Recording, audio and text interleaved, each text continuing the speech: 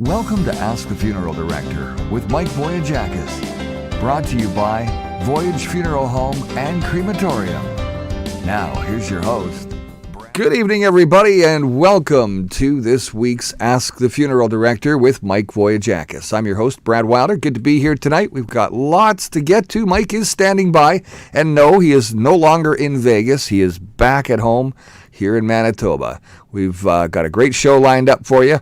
I know that we had talked earlier about doing a show tonight where we were going to take you inside the autopsy room. We made a decision to not show that footage, which is probably a good thing based on the fact that it's pretty graphic. But this show is still nonetheless something worth watching. Thank you very much for being here tonight. We're going to say hi to everybody in just a minute. We'll be back with more right here on Ask the Funeral Director after these. At the Cork and Flame, we're always cooking and ready with the finest for all our customers any time of day or night. From breakfast brunch to lunch and dinner, steak and seafood to ribs and more. The Cork and Flame Fine Dining. Always fresh, with fabulous desserts and a narration of the urban landscape, plus a passion for quality food. Eat, drink, chill.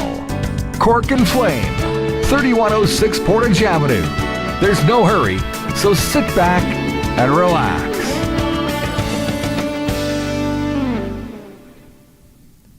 And welcome back. Well, Mike, you're back in Manitoba. You were stuck off. Whereabouts were you again? Oh, yeah, Las Vegas. Las Vegas, via Las Vegas. Did you run into any Elvises? No, I ran into a lot of things, but Vegas is quite the town, I'll tell you. If you and I went to Vegas together, we would get in trouble. I guarantee. That would be a fact. I mean, what was good about that is I was in Las Vegas as the election took place and as Donald Trump won. Was there a party on the street or what? There wasn't. Believe it or not, I picked Vegas that day because I wanted to see the excitement in Las Vegas.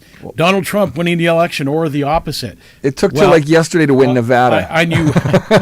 It did. It took till yesterday to win Nevada. They took that long to count it. It's the first time he's won Nevada. Yeah, it is. Absolutely it is. Yeah. He won all the What was funny is when you're in Vegas, you didn't see any Trump hats. You didn't see anything about the election. That's because you're going down the Strip, right? So down the Strip, it's a lot of visitors. I would have been selling hats and T-shirts. But they were selling hats and T-shirts, but nobody was buying them. And the funny thing is, you'd get into a cab and you'd say, "Hey, how about that election?" And the cab driver wouldn't say anything to you unless he knew that you were a Trump supporter or the opposite, right? Yeah. So when you told him you were a Trump supporter, he'd go on and on about Trump and how he's going to win the election. But it was really quiet. Nothing big went on.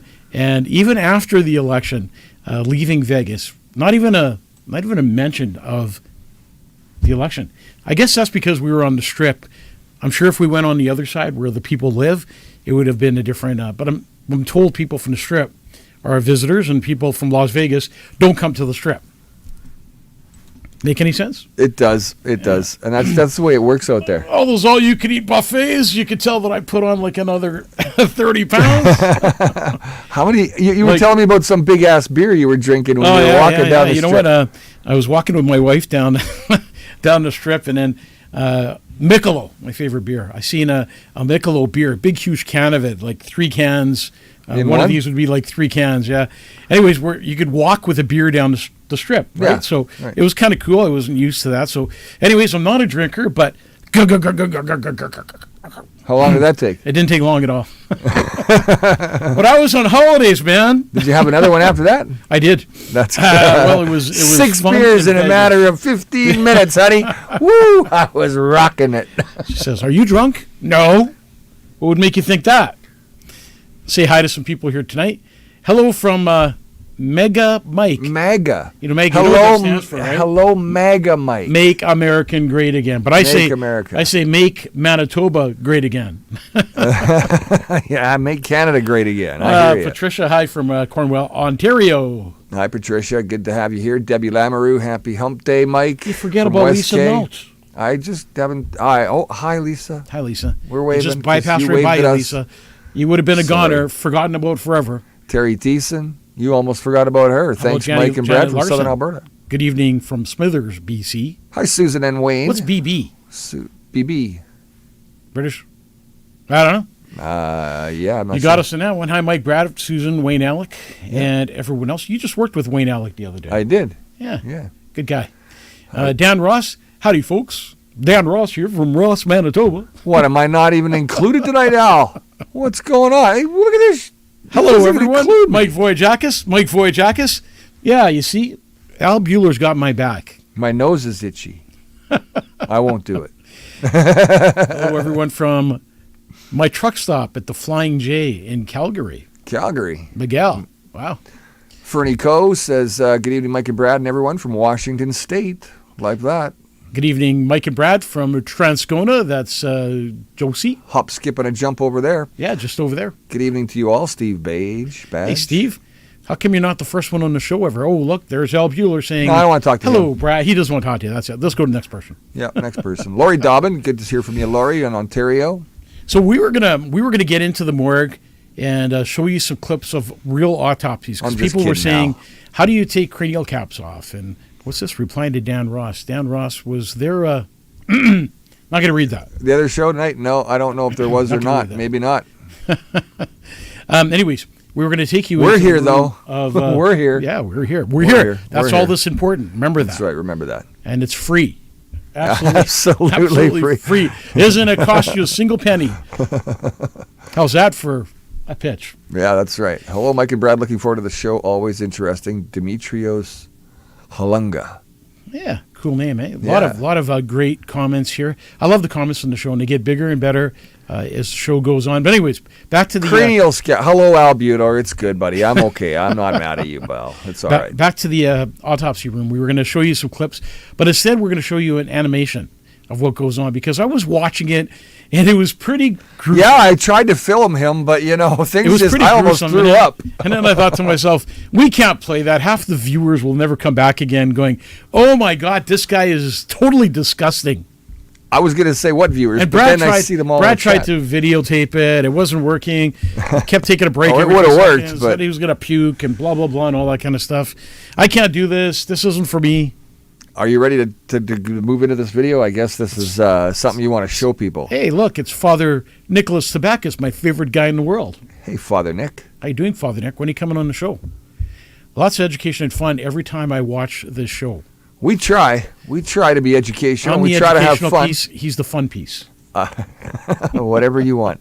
I'm the slap sidekick kind of the guy who dies first in the movies. We're going to go into this first video, and then we're going to talk to Trump or about Trump, and then we're going to get into the show. Lots to talk about tonight. If Well, you this have is something, this is the show. if you have something you want to talk about, why don't you just put it on the screen, and Brad and I will talk about it. We would be happy to talk Happy to about talk. it. I mean, Whatever it is, as long as it keeps us awake, we're talk good. to us. Let us be your therapist. Alexandria, Ontario is in the house. Teresa Teo. Hey, Teresa. All right, let's do this video and have some fun tonight. Here we go, everybody.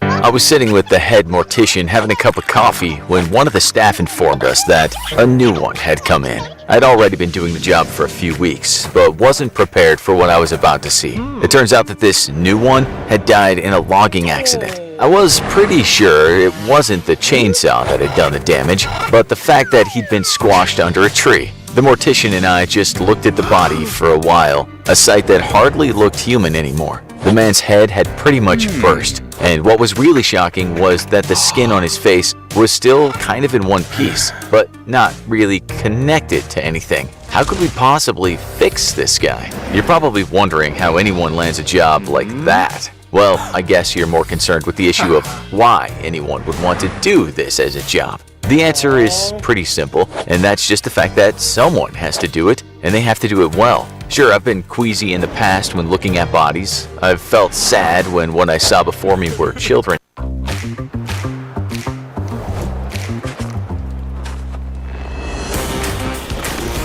Make Marks your first stop for anti-slip boots with Isofix technology.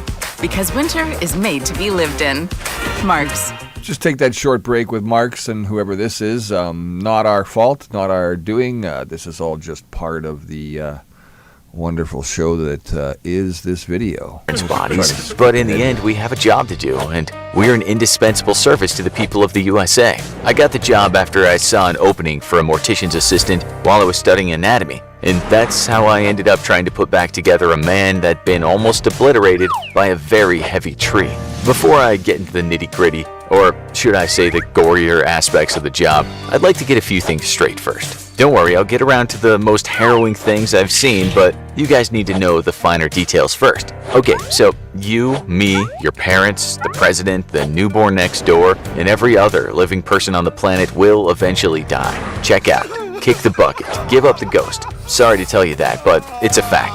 As one of my favorite rock bands once said, do you realize that everyone you know someday will die? Let's see who'll get that reference in the comment section. It's very likely that when you expire, an autopsy won't be performed on you by a pathologist. Not many people will have a pathologist open them up and a medical examiner later state the likely cause of death. This happens to very few people, and it's usually because the cause of death is unknown or something looks suspicious. Here's an example. I know a case of an investigative journalist who apparently drowned in a swimming pool while investigating corruption in a very corrupt country. His death was quickly ruled accidental drowning, but when his parents demanded an autopsy, it turned out that part of the guy's tongue was missing and he had a severe subdural hematoma. That's torn blood vessels on the surface of the brain. He'd actually been beaten to death, then thrown in a pool. As I said, this was in a very corrupt country where the cops are often seen as mafia. Before I get to my mortician stories and how we put bodies back together to make them presentable for family and friends of the deceased, let me quickly tell you what happens during an autopsy. I'll try to keep this short. Let's imagine you've died and your death seems suspicious. Maybe 1 minute you were fine and healthy just watching an episode of the infographic show, and then the next minute you were found dead in your bed. You had no serious medical conditions and there were no obvious signs as to why you died. Okay, so your body is then going to be taken to an examiner's room, and there's a pathologist and his or her assistant, and they're going to work on you. They're going to make what's called a Y incision. That's a Y shape starting from your shoulders that meets at the chest and then goes down to the pubic area. You've likely seen this next part in a horror movie, and this entails cracking the ribs and, for want of a better expression, opening you up. Now your organs are exposed, and the next step is to make a series of cuts to sever certain parts of you that are all connected under the hood. That means disconnecting organs attached to the spinal cord, and basically, it's just a lot of snipping around. Once the snipping is done, the pathologist will then remove your organs and you'll just be a shell of your former self. That head of yours will of course still be in tip-top condition, seeing as you were found undamaged on the outside, but the pathologist is gonna want your brain. He's gonna kinda scalp you, cutting from one ear across your forehead to the other ear and around. And that cut's divided in two parts, and those parts of the scalp will be pulled from the skull. Yep, sounds a bit like peeling a fruit. And if you think I shouldn't say that, well, let me tell you that people who've been doing this a very long time are pretty unaffected by what would make most ordinary folks faint or throw up. There was a time I was one of those guys. So that front flap goes over your face and the back flap down toward your neck. Now it's time to get the saw out and cut a cap in the skull, and hey presto, your brain is now exposed. By the way, when that cap comes off, it makes a kind of popping sound. Let's not forget that your brain is connected to the spinal cord, so that connection has to be severed. Once that's done, you can take it out like you would open a rambutan fruit. What's taken out will now be analyzed, and that's not something I'll get into because it's way too technical for today's show, and to be honest, I'm more of a cleanup guy than a pathologist. I can tell you that the organs will be weighed because their weight might point to the cause of death. Your stomach contents will be examined, as will your eye, fluid, bile, urine, and liver tissue. And on top of that, blood tests will be done. How did you die, you might wonder? The report said it was an overdose of information, which is quite common in this day and age. After your organs have been analyzed and the medical examiner said what the cause of death is, those organs could take a number of journeys. They might just be disposed of, or they might be preserved, or they might get put back in you. The problem now is that this mess on the table that looks like a man who has suffered a reverse Viking blood eagle punishment is far from the good-looking fella you used to be. You need to be put back together. We sometimes call this reconstituting the body. When things are back in place, your body will be stitched up with baseball stitches. We call them that because they look like rather large stitches on a baseball. That skull cap that was taken off will be put back on the cranium, and the scalp will also be sewn back together. And you're as good as new, if not dead as a dodo. Someone then gets on the phone and says, "Hey, Mr. Mortician, time for you to get to work."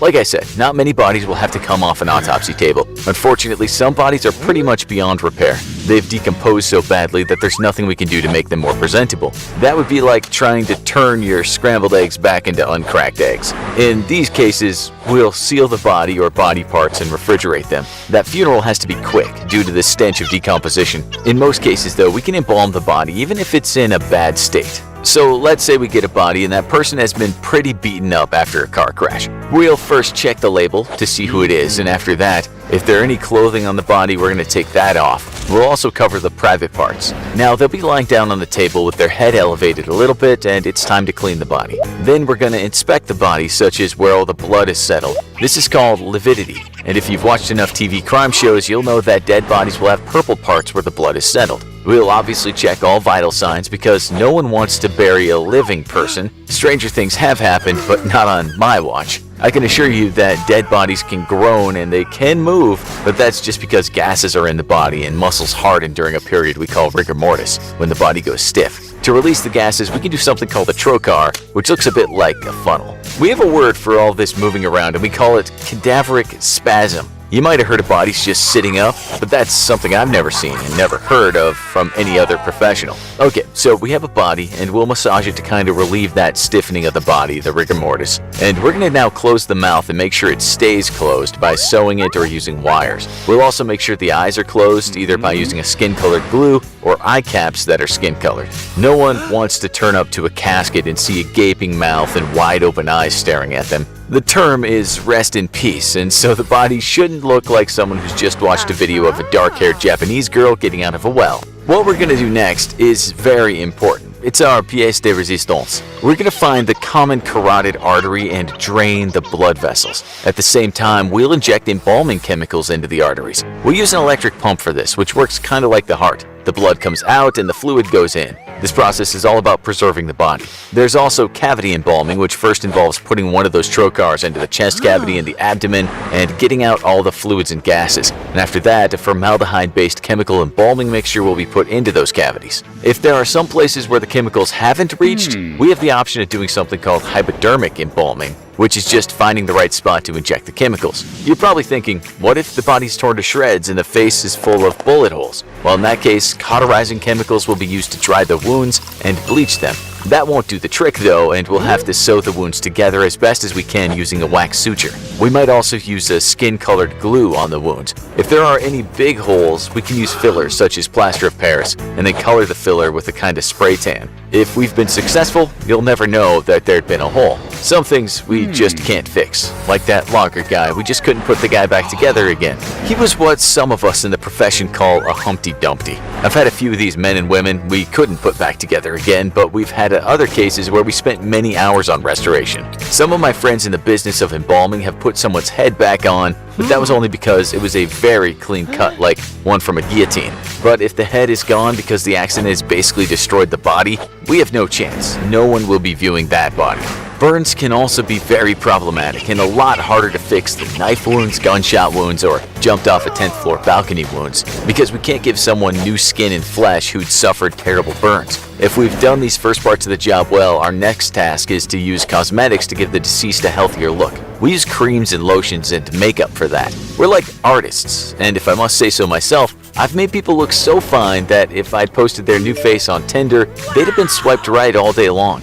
We even comb their hair and sometimes add a bit of gel or cream, and then, like amateur stylists, we get to work. Dead bodies aren't always the sweetest smelling things in the world, so we use powders to make them more pleasing to the olfactory sense. As for clothing, that's up to the family. Most folks go for smart business attire, but others go for certain fashions along with some bling. Obviously, if I feel like a certain body part needs to be covered, I'll say so, because as I said, we can't always work our magic when the body has taken too much of a beating. If you were there to ask me what my worst day on the job was, I would not tell you it was the sight of a destroyed body. But when the person on the table in front of me had been a high school buddy of mine, even so, I did my best to put him back together again. I attended the funeral as both a friend and the man that got... All right, there we go. That's enough. I can't believe all the things that you go through, Mike. Holy cow. I kept telling Brad, okay, Brad, you can stop it now. Oh, no, this is interesting. I got to keep watching. I keep thinking to myself, you know what?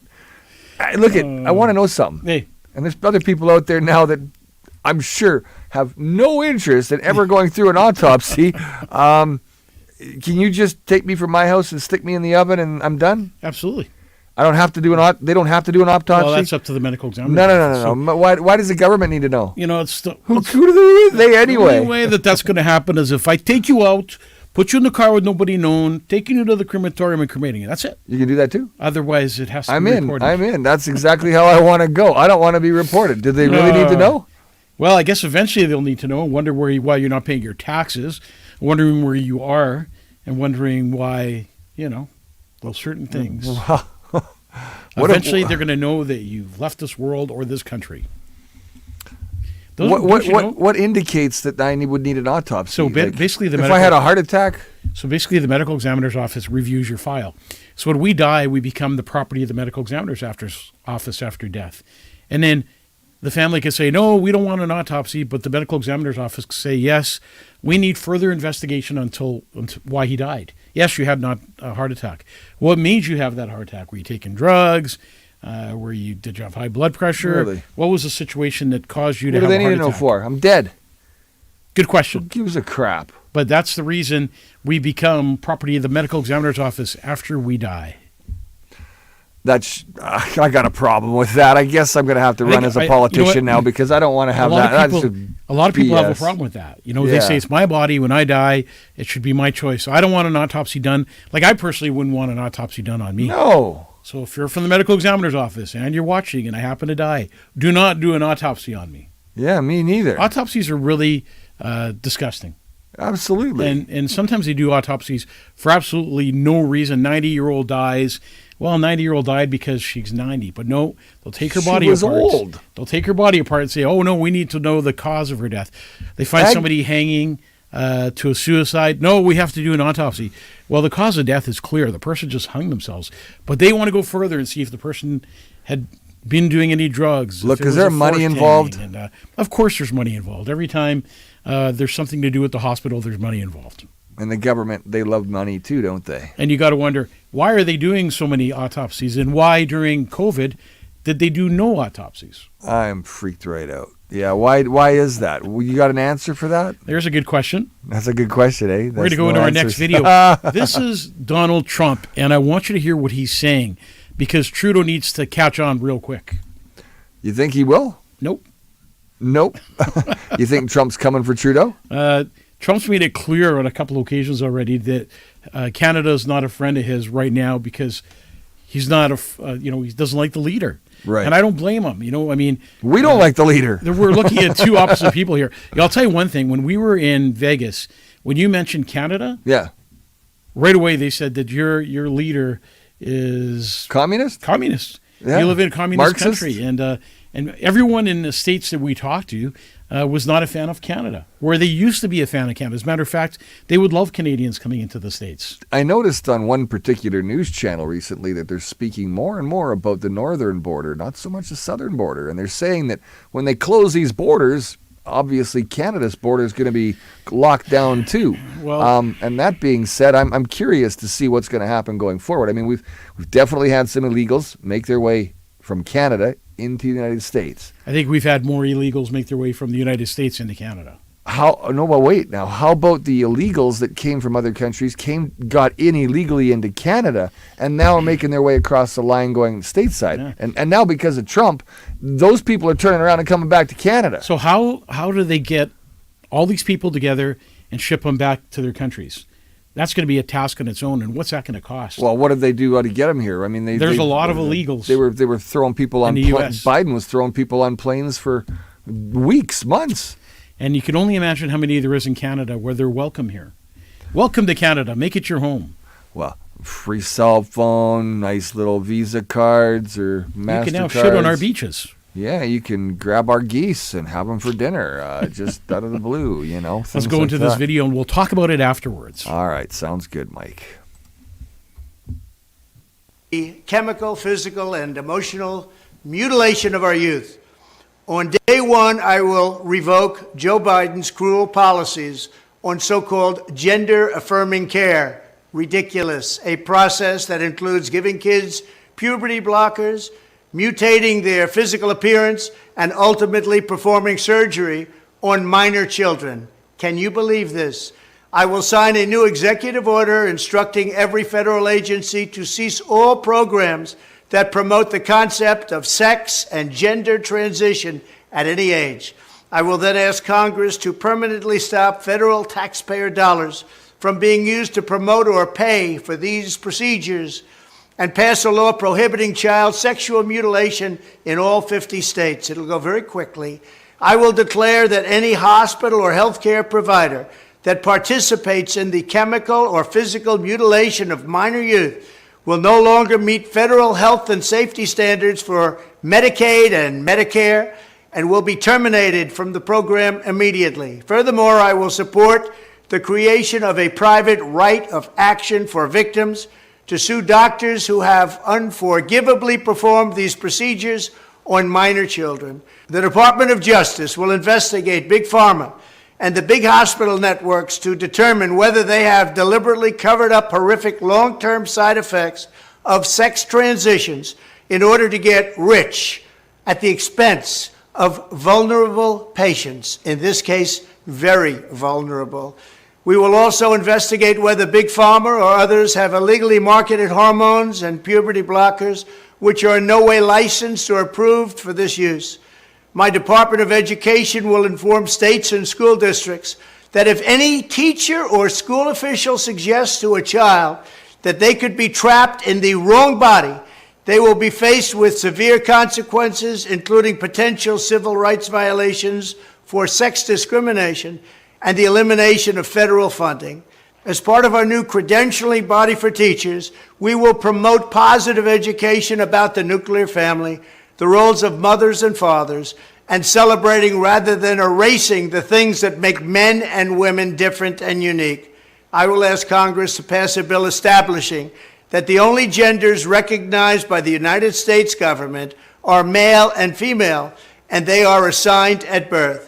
The bill will also make clear that Title IX prohibits men from participating in women's sports, and we will protect the rights of parents from being forced to allow their minor child to assume a gender which is new and an identity without the parent's consent. The identity will not be new, and it will not be without parental consent. No serious country should be telling its children that they were born with the wrong gender, a concept that was never heard of in all of human history. Nobody's ever heard of this, what's happening today. It was all when the radical left invented it just a few years ago. Under my leadership, this madness will end. Thank you very much. Gender insanity being pushed on our children. Well, there you go. You know what? Looks like he's got things figured out. I love President Trump. I mean, he's saying it the way it is. And if you don't like it, too bad. Only two genders, and the man is on top of his game, and there's going to be a lot of change in the U.S. I wish that Trudeau would either get the hell out or listen to what Trump has to say. I'm pretty sure anything that's happening down stateside is going to spill right up here into Canada. You know what's funny? Sin City is Las Vegas, Nevada. Everything that you want to happen, every fantasy you have happens there. But guess what? They voted if you don't get caught. It's not legal, you know. I didn't get caught. No, they voted against trans bathrooms. Yeah, I know. So in Nevada, if you get caught going into a men's bathroom and you're not a man, you're going to get fined, same as a female. And I was shocked that Nevada, Las Vegas, actually stood up for human rights. So now, is the trans person going to show up, like if they were a man and then they transition to a female and they've still got their manly parts, are they now going to be subjugated to staying in the men's bathrooms? And how's that going to work? You know, I've been a funeral director for 25 years, embalming, all that kind of stuff. I've never seen a man's body part attached to a female yet. So I don't know. It's out there. It's out there, but there's a lot of bottom surgery. I think if you're male, you're male. If you're female, you're female. That's it. There should be no question. There should be no second thought about it. It is the way it is. And you know what? The last thing you want is your little girl or your little boy in a bathroom with one of these people who are very confused about what they're doing in life, and they're alone in the bathroom with your little one. It's a mental health situation. It's a mental health situation. Nonetheless. And we need more help for people who are struggling with mental illness. Absolutely, we do. And again, we have to be careful here because we can't really get into helping anyone at this point in time because we're not allowed to here in Canada. Trump is making changes in the States to help people, but that's not allowed here yet. I think it's going to come to Canada very soon. You I think could be fined Canadians and put in jail for things that you might just be about to say. So please watch and be I think careful. Canadians have had enough. I believe Canadians have had enough too, and that's where we should stop that talk and yeah. just move on to the next subject. Yeah, because I don't want to go there. Are you stopping me finally? Finally, Usually for it's once, the I'm other going way to do around. that. Yeah, once in my life, I'm going to say that. Okay, let's get out of the show. We've got question number 1 today. This question coming from Sophia. Sophia says, I've been told by my doctor that I only have a short period of time to live. We're sorry to hear that, Sophia. I have a bucket list, and I'm only a quarter of the way through it. My goal prior to my death would be to complete my bucket list. How would you recommend I do this after terrible news from my doctor? Wow, Sophia, sorry That's that tough. you're going through that. And it's good that you had a bucket list. And at least you got through a little bit of your bucket list. But it doesn't mean that you're not done. Do you have a bucket list, Brad? I do have a bucket list. And what's the number one priority on your It bucket definitely list? wasn't going to see Springsteen tonight. I'm just saying. Springsteen's in town. That's right. That's right. I think if you have a bucket list and you have stage 4 cancer, you've been told you only have a short period of time, you need to get your priorities together, I guess. And your top priorities are what you have to do first. I would probably suggest starting small, starting local. Consider experiences that are experiences over like objects, like spending time with family and making special memories before it's too late. Ask for help in completing your bucket list.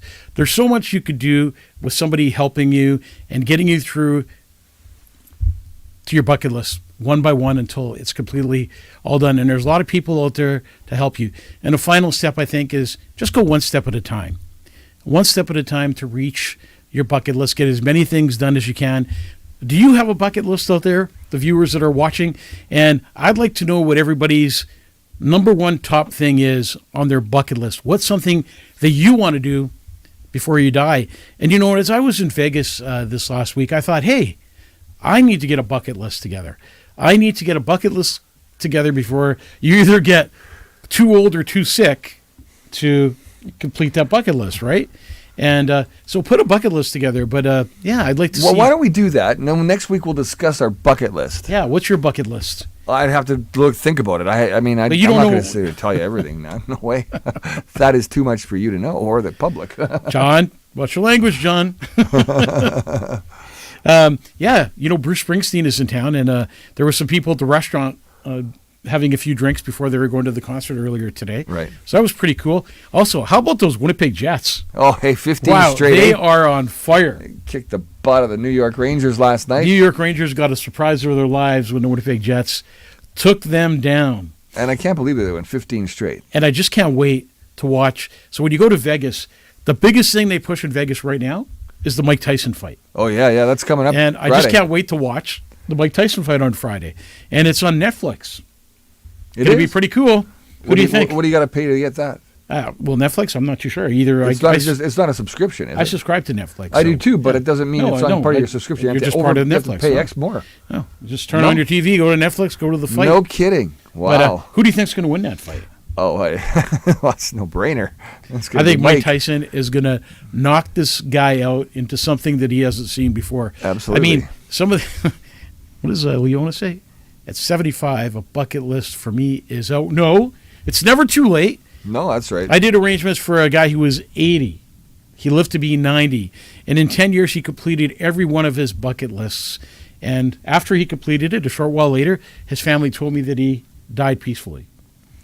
Well, that's great. I mean, he got the chance to do everything he wanted to do in life, and Yeah, isn't that great? That's pretty cool. I mean, life is short, so just enjoy it. That's It's tough most to get through the important list if you don't have a list. Make a list. part. Make a list. Okay, let's move on. This isn't a joke. I'm 400 plus pounds, and I want to be put into a casket and buried. I'm unsure how this will happen in my size. Would you be kind enough to explain how this would be possible, Jimmy says.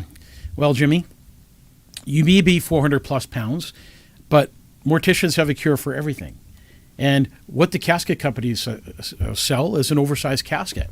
So if you can't fit into a normal size casket, which sounds like you won't be able to, we get you into an oversized or even a bigger casket. But we can fit you in a casket. We don't remove any of your organs, as you're asking. We don't do any of that kind of stuff. We don't cut out any fat. No, that's another question.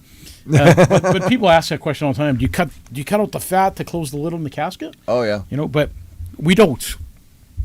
We simply put you in a bigger casket that you'll fit in, you'll look comfortable in.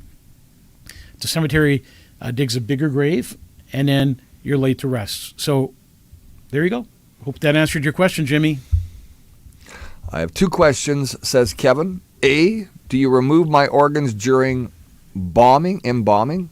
And B, what do dead bodies smell like? Ooh. You owe me a beer. So a lot of people think that we remove organs as we're embalming, like take out the heart or the brain or the kidneys. We do none of that. As funeral directors, it is not our job to remove organs. We're not supposed to do that. That's the job of the medical examiner's office in pathology. What our job is to embalm you, to get your blood out, chemicals in, preserve you, restore you, and disinfect you. Does that cost extra? That's our job. No. Doesn't cost All part extra? of the game, my friend. Okay. And how do dead bodies smell? Well, let's just say death is not pretty. And the smell of death is not pretty either. And sometimes we have to deal with some bodies that have a pretty nasty odor to them. You should smell him when he gets here some nights. I go home after embalming and my wife goes, to the shower now. I bet she does. Okay, moving on to our next question comes from Diane. Diane says, I have stage 4 cancer. We're sorry to hear that, Diane. I'm also divorced and raising 2 young, beautiful children. I'm so confused and lost at the same time. Like, when I die, who will take care of my children? What can I do to prepare for this end-of-life diagnosis? This is a tough situation. Oh, Diane, it almost put tears in my eyes Mine with that one, too. That's a tough one. I think the hardest death you can ever face is when you have young children and you're told by your doctor that you have stage 4 cancer and you have just a little bit of time to live. And what makes it worse is that you've gone through a divorce, meaning that you're a single parent, and now you have to decide what you're going to do with your little ones. I can give you some advice. I'm sure the professionals can give you more advice, but the number one thing to do is potential guardians. So if you have potential guardians, family or close friends that you would like to take care of your kids, you need to talk with them. You need to make arrangements with them and be prepared. Don't wait, because if they told you you're going to die, you never know when God's going to call you home. Then you need to get into legal arrangements. So legally designate a guardian. And this way, when you pass away, the hospitals and the government won't step in because you have a legal guardian in place who can actually legally take those children. Create a support network for yourself and for your children. And maybe get some counseling for those children so they know what's happening and what's going to happen in the future, because it's going to be pretty shocking to see mom is gone, never to be seen again, and now they're with people that they consider strangers or even friends. Document your wishes on paper. Make sure you go to a lawyer and document all your wishes, what you want with your children and how you would like your children to be raised, what you want for funeral arrangements, if you want your children to attend the funeral or not. There's so many things to document, but the most important things are with your children. Financial preparation. So you have to get some financial preparation or help together to help those people who are going to be taking your children and raising them for you. It's the hardest thing you're going to ever do. I'm sure you're on a lot of pain medications and a lot of hurt is going through your body, and on top of it all, the thought of not seeing your children again and the thought of somebody else raising them, it's all going to be so much pressure. If there's any way I can help you, please call me at the funeral home. I'll be more than happy to guide you, maybe give you one of our books, the Help Me book that guides you into writing down what you want for your arrangements, what you want for your children. But there's a lot of thinking to be done, but make sure you do the right things, because you're talking about your children and their future. And finally, I would think I would seek counseling. Seek counseling for yourself and for the support that your children are going to need now and when you're gone. Sorry you're going through this. Again, if we can help in any way, please let us know. We have a great support team right here in our comment section. And every time somebody loses a loved one and needs food or needs money or needs anything, we're always here to help you. So if you need help, please write it in the comment section or send us another message, and we'll be sure to have our team of people jump right on it and give you a hand with everything that you need to maybe what's that called on Facebook? The GoFundMe. GoFundMe, yeah. Maybe even put a GoFundMe page together where you can raise some money. There's a lot of good people across Canada who will reach out and help you, especially in the situation that you're in right now. Right now, you should be dealing with the cancer that you have and hopefully getting better. And I hope you never have to say goodbye to your children. Tough situation, tough story. Diane, we wish you only the best. Next Those are question. the tough questions. That's really tough. Sometimes we can have fun and joke around, but then there's questions like that that just touch your heart, There's no joking there. That's just a sad story, and I don't even know what to say. I'm baffled by life in general at times because there's so many things that people go through that a lot of people don't even realize or understand. And you brought, like, if it wasn't for Diane speaking up tonight, they wouldn't even have a clue. The thing is, a lot of people don't know what other people are going through in their life, right? Just because you're having a good day, you don't know what the other person beside you is going through or is facing that day. And there's so many people facing, tragedies every day who get bad news from doctors. So stop yelling at the guy in the car behind you, in front of you, beside you. Just be patient and loving, and who knows. Use what does he say? Give, send, go. Give, send, go, or GoFundMe screwed over the trucker convoy. Yeah. But use give, send, go, he says. Either way, good to help that family to the best of our ability. All right. Next question coming from Carol, I believe. Yes. Carol says, how is it that we never see the body of a deceased person being removed from the unit and transported within the hospital on a gurney? Or maybe we do see it, but we're not aware of what we're viewing. I've heard of nursing homes where residents, they wait in the doorways of their rooms to say their own goodbye as a deceased neighbor is transported down the hallway. Yeah. What's that all about, Mike? So, Carol, it's really cool. Sometimes in care homes, when you're leaving with that deceased person who's passed away in that care home and has been a member of that care home for a long time, part of your family, it's really, really cool what happens. It touches my heart when this happens. The staff at the care home form a line. And as we're walking by those staff members with the deceased person, everyone gives them a salute. And some people touch the body and just say their goodbyes. I think it's the sweetest thing you can ever see when the staff actually takes the time and the care to say goodbye to a resident. And as far as not seeing people being moved around in hospitals, so they have a certain gurney they use, and you would never know that there's a body in there because you would think it's something else, either laundry or food or something, but you would never know that there's a body underneath there. So they secretly take that person out of the room, down the hallway, and you wouldn't have a clue what's in there. And that's why they don't allow funeral homes up on the floor. So a funeral home is not allowed to go up in a hospital floor. Doesn't matter where it is. We're not allowed to go up there because they bring this person down in a gurney and then they use a special elevator. And even if you were in that elevator with them, you would probably going, I wonder what's in there. I wonder what they got in there. And in your mind, you may be going, is that a deceased body? But you would never know. So it's a secret way of them doing it. That's why they do it that way. Go down a certain elevator that's for staff only and use that gurney where you would never know. But now you know. Now you got the inside now scoop. When you see this gurney going down the hallway and you're going, I wonder what that is. Oh, I remember. I watched Ask the Funeral Director. I know exactly what that is. Right. Okay, so during the embalming process, can you tell those that most likely had a COVID shot? Tough question. But the answer to that would be yes. Remember, we're on YouTube. Yes. So, I mean, some people who've been vaccinated are suffering side effects of blood clots and myocarditis and all kinds of other things that we're not going to get into. But the one thing you got to remember is, as morticians, we get to see the final stage, what comes out of that human body when we're embalming. And a lot of times you can tell right away that body was vaccinated. And you've seen some of these clots, quite a few of these clots. Not only have we seen them, we felt them, we videotaped them, we've got pictures of them. They're very real. Doctors have fibrous? Fibrous, yeah. Doctors have actually come out and said, they've said that it's the protein that's changed the body. So who knows what it is, but they're actually making excuses for what this actually is now. So now they're admitting that something's wrong. There is something wrong. There is clots in the body. They're not calling them blood clots either, but it's after death.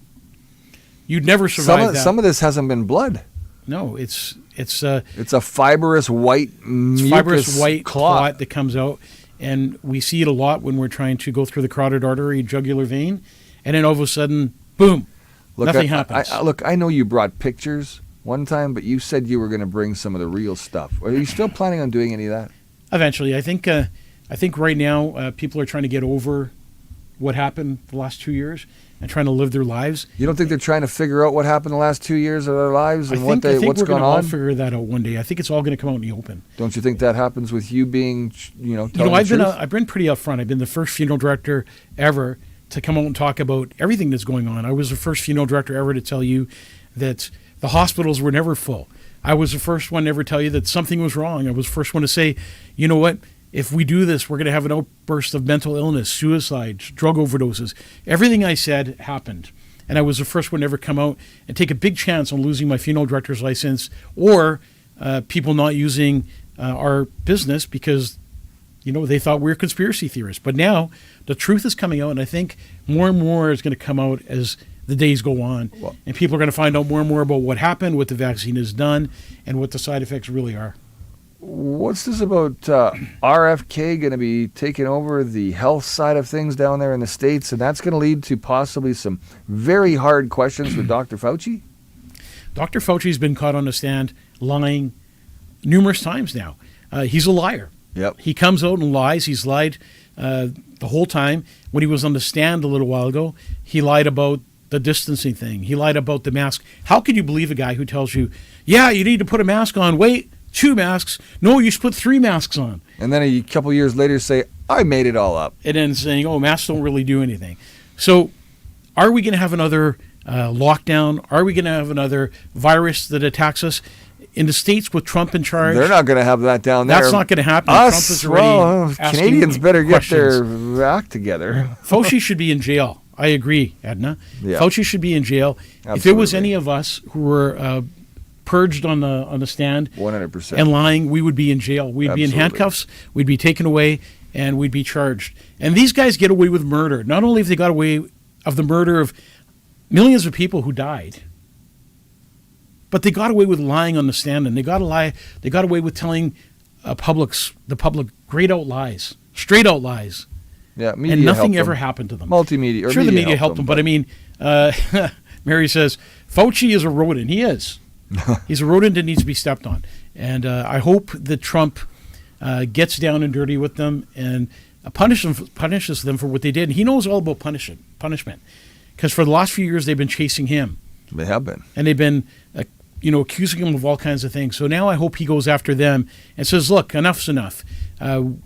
I think in the future we're going to find out a lot more of what COVID really did to this world and what it continues to do to this world. And as a funeral director, I could talk to him blue in the face. I don't even know if it was COVID that did all this. I think it was people. It was humans. It was humans that did it. Of course, it's even being a doctor or even being somebody who was injecting that into you, how do you feel now, years later, when you know it harmed people? As a matter of fact, I'll share a story with you. Just recently, I had a conversation with a gentleman, and I said to him, do not get the flu shot. Oh, Mike, you don't know what you're talking about. I'm like, trust me, do not get the flu shot. Don't get any shots. Don't put anything in your body. Your body has an immune system. Let your immune system fight off whatever's coming your way. Right. So he goes and gets the flu shot. Next day, he's got a blood clot in each leg, and now facing huge problems in his life. So was that by coincidence, or did that happen because somebody said, told you so? Yeah. What's this last night? A guardian angel. St. B emergency at night is one code blue after another. Of course it is. And as funeral directors, we see that. The myocarditis that's happened in this world is out of control. The blood clots, the cancers. We could go on and on. This is a whole show on its own. Drugs are killing kids on the streets. Drugs, suicides, mental illness. The kids can't even get help for.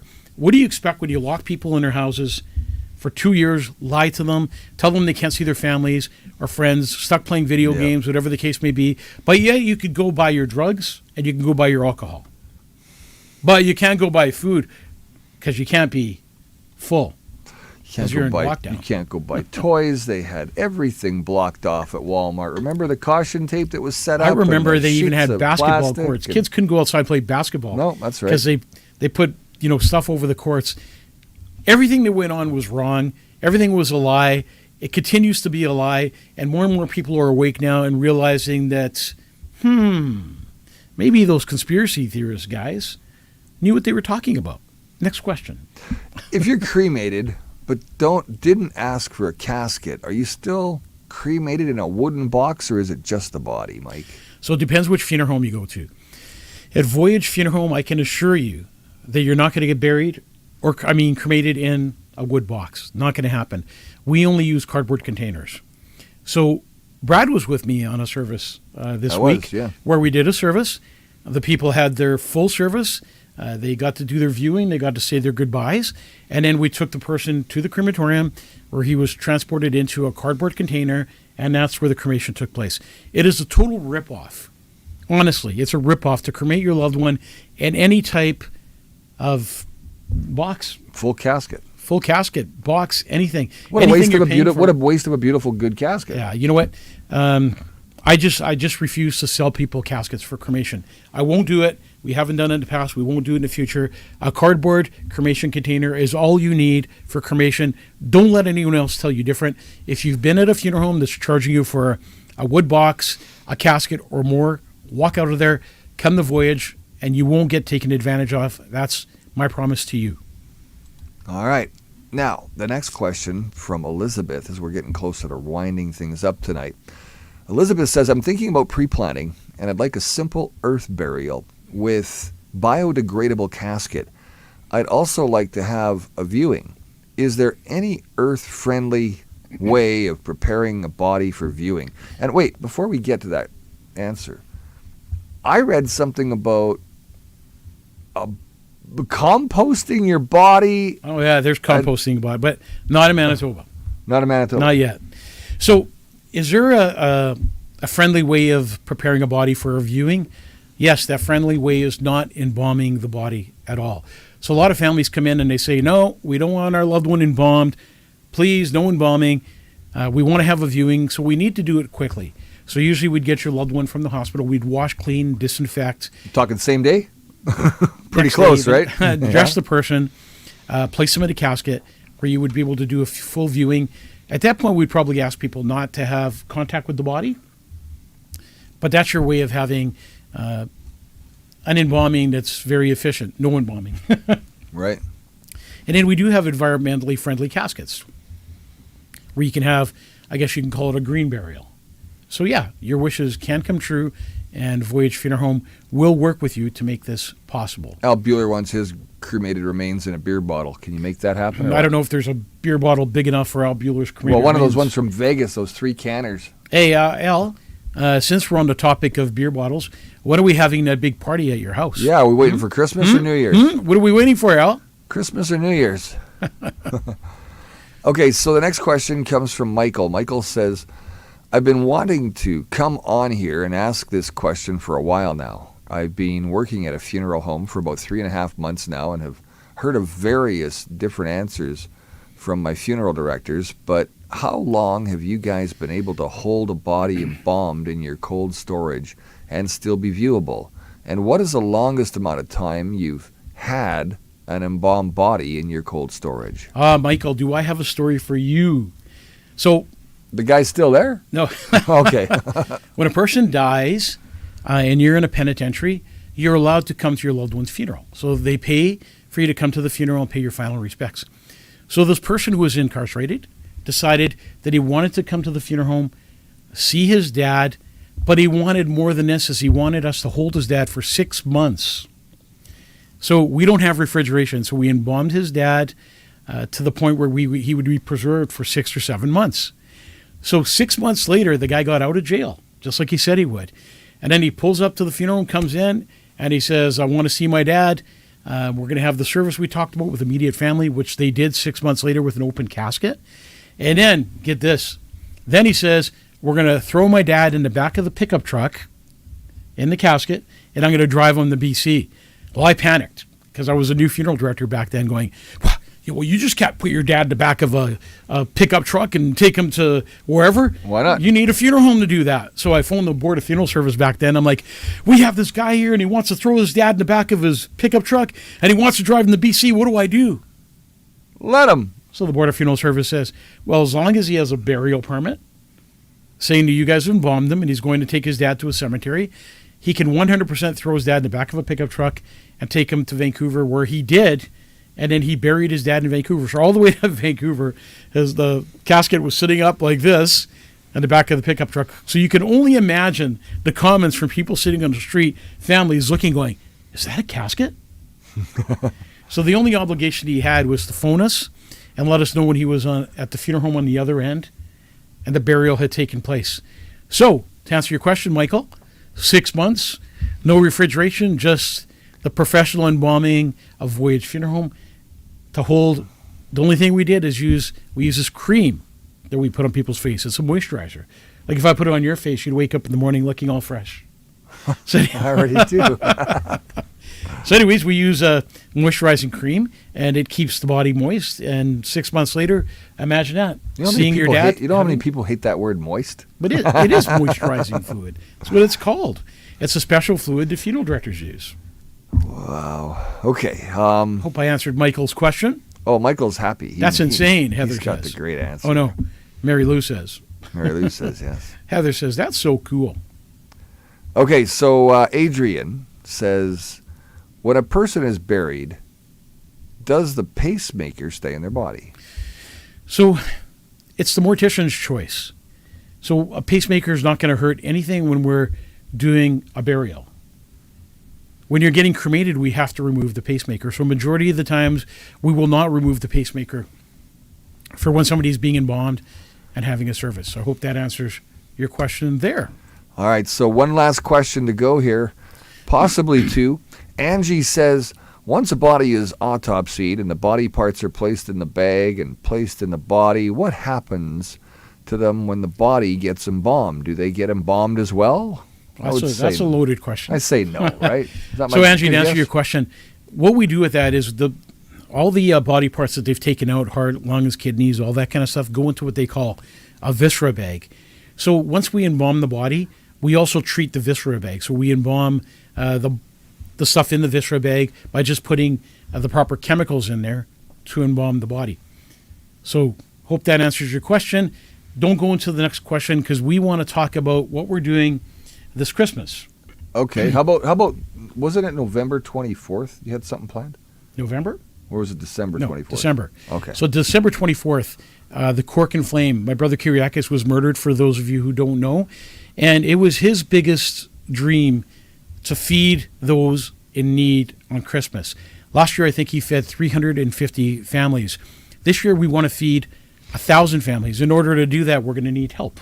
So what Kyriakis did is we would get a list of people together who needed help. We're going to, December 1st, we're going to put an email address on for people that need help around Christmas. All right. And then we make sure that those families in the St. James area usually get food on their table for the whole family. And not only that, if they have little kids at home, we bring gifts for the kids. That's great. That was what Kyriakis did. But we're going to need help with delivery drivers to deliver all that food. If it's for 1,000 people, for example, that's 1,000 separate deliveries. Yeah, right? That's a lot of people. And then we're going to need toys. So if you want to drop off a toy at the Cork and Flame, tell us what's in the toy, or we'll wrap it ourselves. We put it under the big Christmas tree at the Cork and Flame, and we give it to families in need. Because every child should have a gift under their tree. And some families, especially in today's day and age, just can't afford to put gifts under their trees. They're having a hard time paying rent. Never mind putting food on their table. You could thank Justin for that. So we won't talk about Justin right now, but we will talk about how we're going to help people.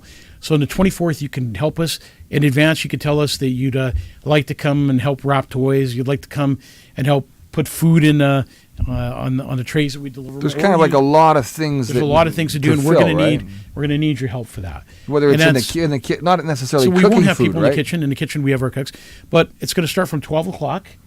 We're going to start delivering food from 12 o'clock right till 5 o'clock. And your staff are going to package up all the food and get it ready? Or Correct. You know, people we may have people helping us with that too. It just depends. But we just have so much going on for that day. Imagine feeding 1,000 families. And that's all out of the Cork and Flames pocketbook. So that's something my brother had passionate to his heart to do, and I'm going to carry that on as his legacy. And then I want you to know, on the 24th of January, that's the day my brother was murdered in front of the Cork and Flame, we're going to fight back. We said we're going to fight back against crime. We're going to fight back against the justice system. We're going to have a memorial service for my brother's 1-year anniversary, but we need you there. And trust me, we're going to have some great entertainment there. Entertainment that's going to actually shock you. I'm going to announce who these people are once we find out. But it's fighting back against the rotating doors, fighting back against the justice system. And it's happening every day of the week, more and more. Every day that goes by, it's the catch and release. And we're sick of it. And I'm sure you're sick of it. And it's putting you at harm. It's putting your family at harm. And you never know if it may be you next suffering the loss of a loved one.